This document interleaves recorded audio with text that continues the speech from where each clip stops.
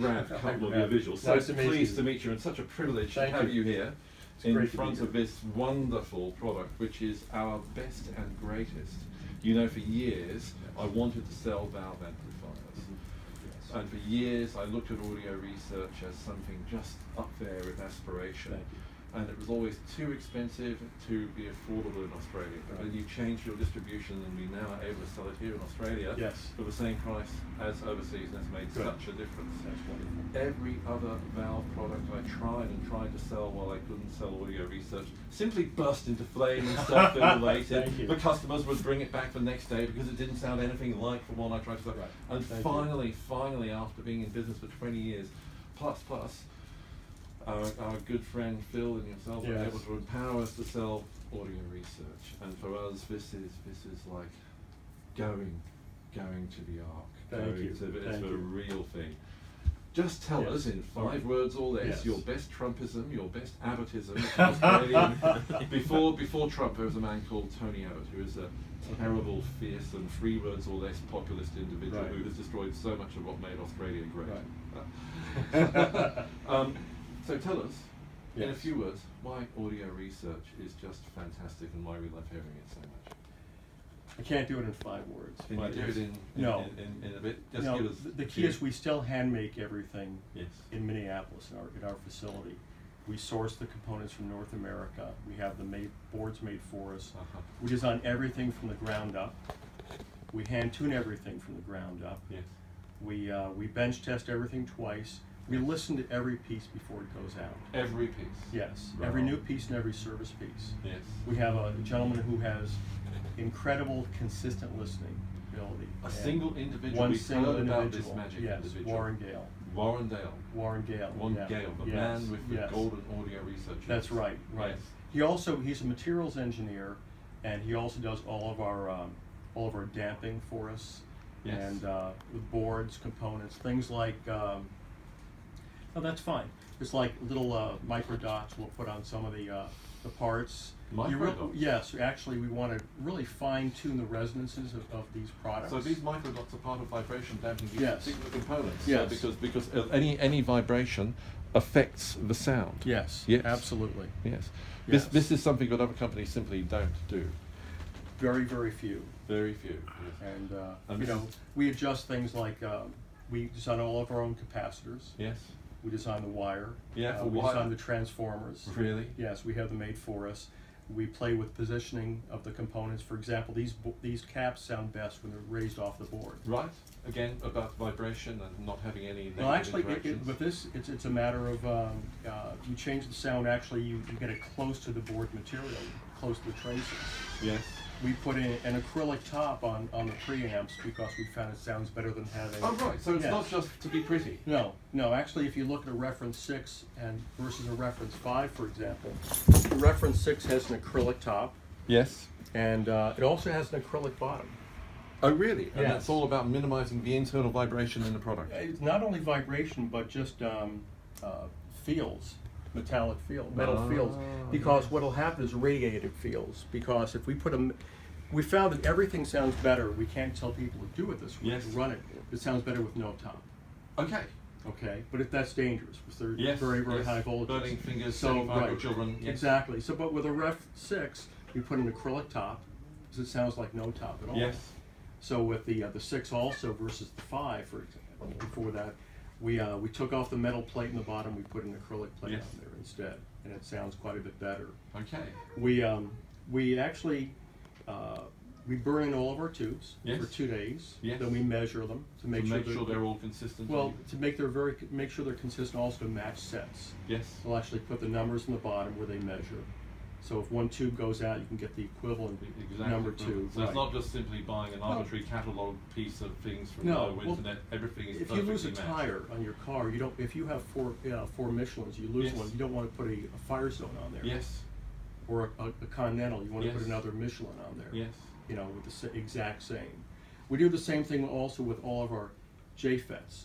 FETs are little amplifying devices, and we use them extensively. They keep noise down very low. They sound very good, but we'll measure every FET, field effect transistor. Yes. The small ones, the large ones, and we have up 23 different grades. Oh, really? Yes, and the key is that we only may be able to use 1 out of 5, 1 out of 2, 1 out of 20. Mm-hmm. And it's how you turn a $1 FET into a $20 FET pretty quickly. But the key is we use the same one in every part of that product. Right. So if a FET is destroyed in the field, for example, yes, and we can send a replacement FET. But the key, what we do is we actually color code them. I see. So we have 3 different bands on there. Yes. So we know that if this particular FET goes, just tell us what the band colors are. Mm-hmm. We can send the exact number. Because what we want is, if someone borrows a product from you and listens to it and falls in love with it, yes, we want them to be able to get the same sounding product.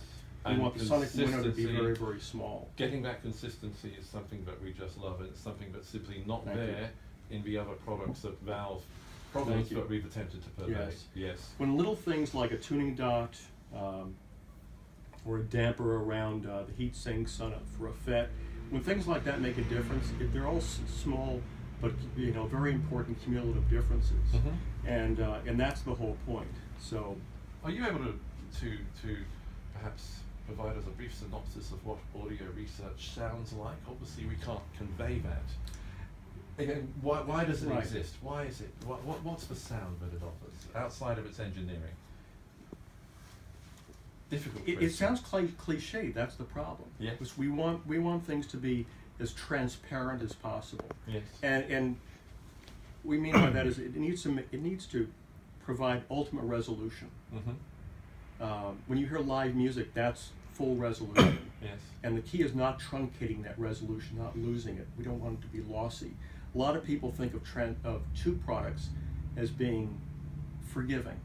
Let's Yes. put a tube preamp in there, it'll soften the sound, it'll make it more relaxed. Yes. That's exactly what we don't want to do. Yes. We want to provide the clearest window possible. So what we do is we build our products that are all very, very wide bandwidth. Mm-hmm. The REF6 will be flat down at 0.3 hertz. Wow. Yeah, so it has to have deep bass. Yes. The frequency response for our photo stations will extend up to 400,000 hertz. So very, very wide bandwidth. And you do that by using the right parts, designing the right parts, but also designing your own transformers, Yes. not having them limit. We want ultimate dynamics. Mm.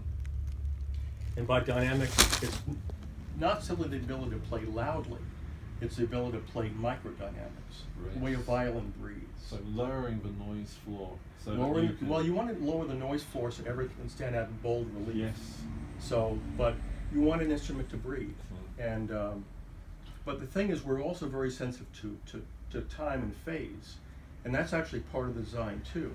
You Mhm. can be walking through a department store, and if they're playing a live piano, with all the horrible acoustics and Yes. all the ambient noise, you know it's a live piano. Yes, straight away. How do you know Quite that? Right. Yes. You don't need to be a trained musician. Yes. The key is we're very sensitive. We have great processors between our ears. Mm. And so we pay attention to that. So that's why we listen to everything. We've discovered we can't measure everything we can hear. Yes, thank you. And that's the hardest thing to explain. Yes. And the thing is, you don't need to be a Formula One driver to appreciate a Porsche. Mm-hmm. What you need to do is just listen to music. And when things are right, you'll hear it. Not just pleasant, but the system needs to reach out and grab you. We find customers who say, "Oh no, there's really no point in playing me anything like Right. this." Honestly, I just couldn't possibly appreciate it. As soon as we Right. play it to them, they just melt. If a They normal almost cry. person can't hear the difference, we wouldn't be in business. There are not enough people with trained ears out there. Yes. Yes. You know, Just we're so. not born into this. We all stumble into it. Mm. You know, you walk into a little store, you have a friend who loves music and has a great system, Yes. and you just go, I didn't know it could be like this. I'd like to emphasize the purity Yes. of this product. What we're finding is that people are spending a lot of money on things that are immensely complicated in terms of their Yes. electronics and their processing. Right. They have miles, kilometers of cable Yes. between the source, the Right. amplification, Right. the multiple drive Right. units, and it's all cheap throwaway digital processing stuff. Yes. This is an elemental simplicity of the highest possible, but it's the shortest path Yes. between the source and the loudspeakers and the Absolutely. listener. And we Right. find that's what makes the difference. And Yes. I really want to, now is our time Mhm. to get out there and preach this to our Yes. potential consumers Right. of this product, some of whom I know are spending vast amounts of money on excessively complicated equipment. Right. But the first time it has a minor glitch in a few years' time, Right. will become a boatacre. Right. And That's true.